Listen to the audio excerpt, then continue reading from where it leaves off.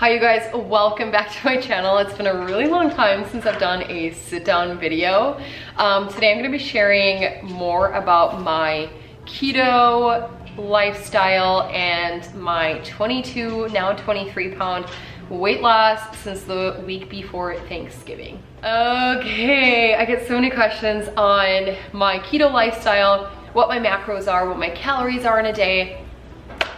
So I'm gonna wrap it all up here in a video. And what is keto?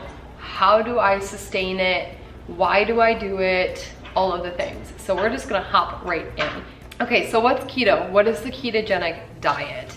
I'm just going off my phone here so I can give you guys accurate descriptions of exactly what keto is. The ketogenic diet is a high-fat, adequate protein, low carbohydrate diet and forces the body to burn fats rather than carbohydrates. Now, I bounce back and forth between keto, where my fats are higher, and more of a low carb. So what I try to focus on is where my body hits ketosis. Ketosis is where your body is burning fats instead of carbohydrates to fuel your body. And when you're burning fats, you're burning that excess stored fat in your body, okay? I am by no means a healthcare professional. Please check with your PCP, your healthcare go-to before you do anything to your own diet, because everybody is different, every body is different. This is just what works really well for me. This combination I'm about to share with you is just what works for me and my body. All right, with that being said, I also intermittent fast with keto. Now keto, I plug my own macros into my Fitness Pal. That is what I use to track all of my food. The reason why I like my Fitness Pal is because it has the most versatile options for food when you're entering them. Has food from out to eat, like fast food restaurants, or generally has the most I've found as far as food for tracking. I'm trying to get my nutrition pulled up here. Okay, so for the keto macros, mine are 5% carbs, 70% fats, 25% proteins. Now that is keto, having a large amount of fats in your diet. Like I said, I do bounce back and forth between it being more so low carb versus keto. The only difference between the two is the fats and protein percentages. So I kind of customized my own. I've been doing keto off and on for the past 6 years. I did low carb before I had my daughter and got to my lowest weight ever.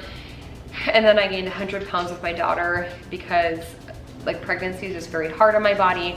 And I lost about 60 pounds of that, got pregnant with my son, gained 60 pounds, lost 60 pounds again, okay? And kind of gained back 10-ish pounds after I had him. So I had this 50 pounds of extra fluff hanging on my body after having my daughter. Even though I lost all of my pregnancy weight with Riker, with Kaya, I just had extra fluff. So I wanted to start my weight loss journey after having him. I waited until after I was done breastfeeding because I hang on to my body weight when I breastfeed. I'm going to say this, that fed is best when it comes to feeding your baby. I just wanted to push myself to see how far I could get in nursing, and I made it about 6 months between pumping and breastfeeding, and I didn't lose any extra weight than what I had gained with Riker when I was pregnant. So I stopped breastfeeding because my supply was dwindling, and I was really ready to make that change in my body, and knowing that I couldn't really lose the weight while breastfeeding and my supply was dwindling anyways, it was a really hard decision for me to make.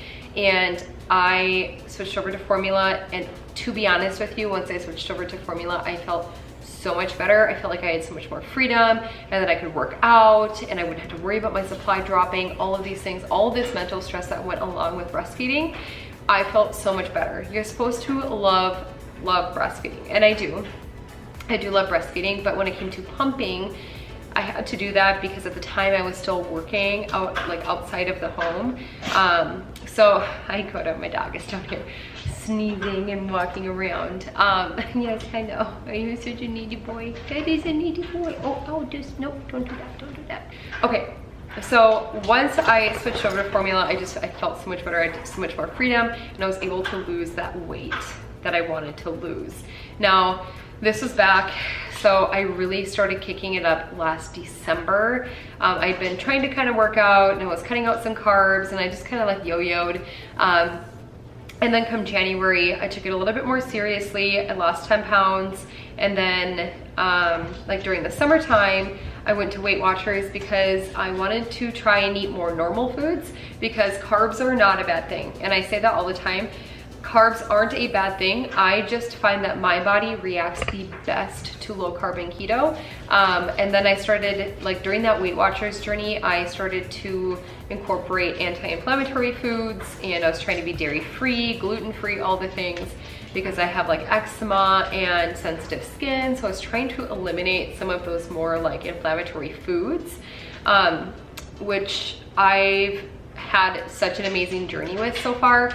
Unfortunately, the one thing I cannot cut out is dairy. I have a really hard time cutting out cheese. I have no problem cutting out milk. I now drink oat milk. Even on keto, I just make sure the oat milk I consume is only in my coffee and is a low amount of carbs. So the only thing I struggle with, so like sour cream and cheese, those are definitely my struggles. And I still like to have heavy creamer half and half in my coffee once in a while. So I'm slowly but surely working on eliminating the dairy. Oh, and butter too. Butter is, that one's not as hard because I can replace a lot of the like cooking with butter. I can replace it with like avocado oil, but those are the things that I'm trying to work on currently. But as I've like been through this health journey, I've found that my brain is much less foggy. I feel better. I have more energy doing keto and the anti-inflammatory process. So like eating the anti-inflammatory foods. So, which is a lot easier to do when you're on keto, because a lot of the foods you're allowed to have on keto are not inflammatory, if that makes sense. Bringing it back to the end of summer, I stopped Weight Watchers because I kind of yo-yoed back and forth, like 5 to 10 pounds. I'd like lose it and then I gain it and then I lose it and then I gain it.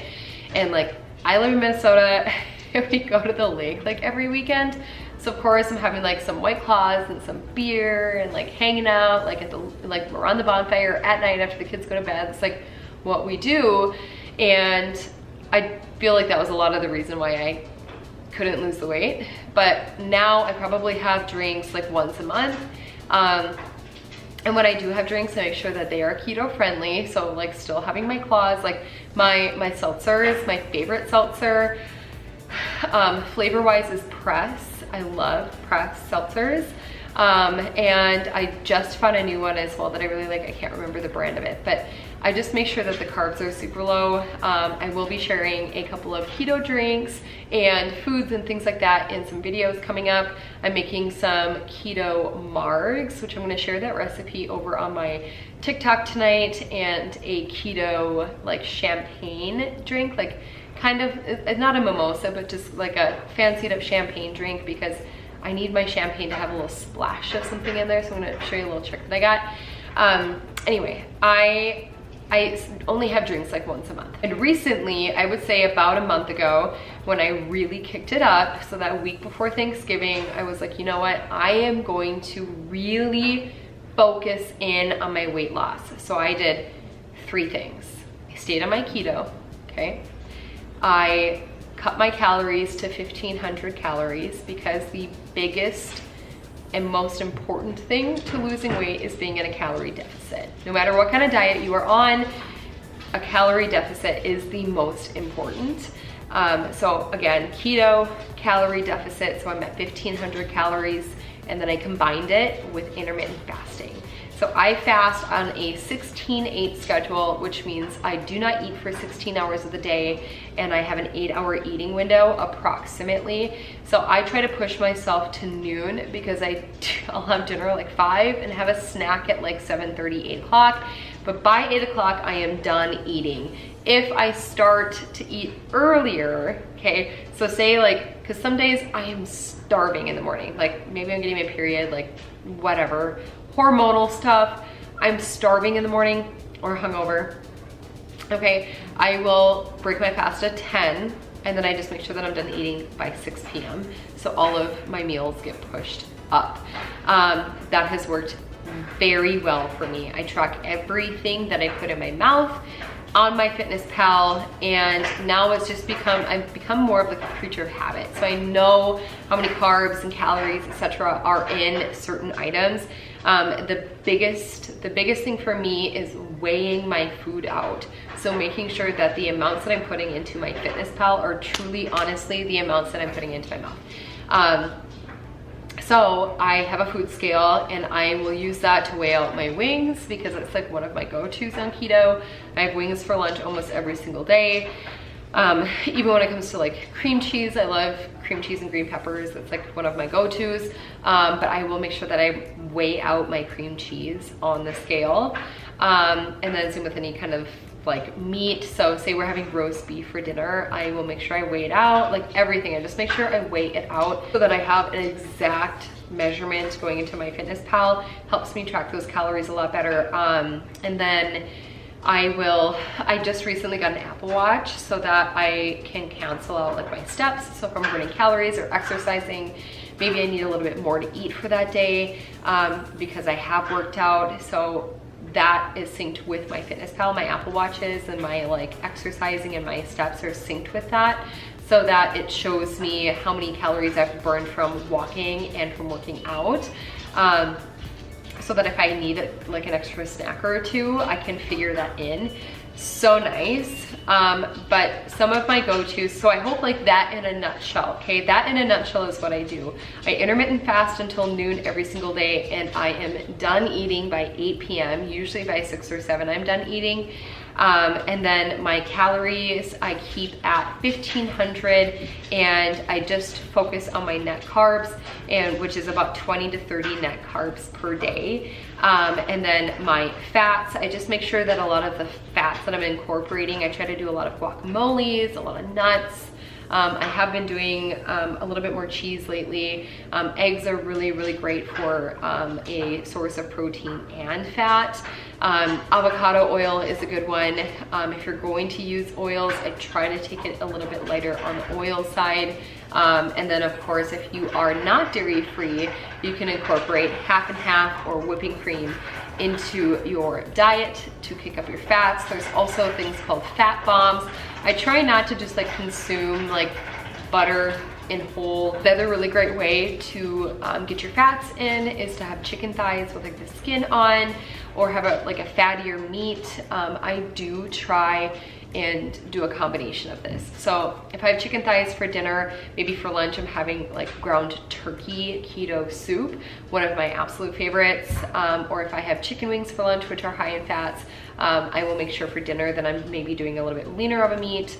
I love burgers, like lettuce wrap burgers. Those are really, really good. Like I said, keto soup is like keto taco soup. That is my other go-to. I just repeat the same meals over and over again because I'm a creature of habit, and it's so easy. And I've been doing this now consistently for the past 5 weeks, and I'm down officially this morning. I'm down 23 pounds.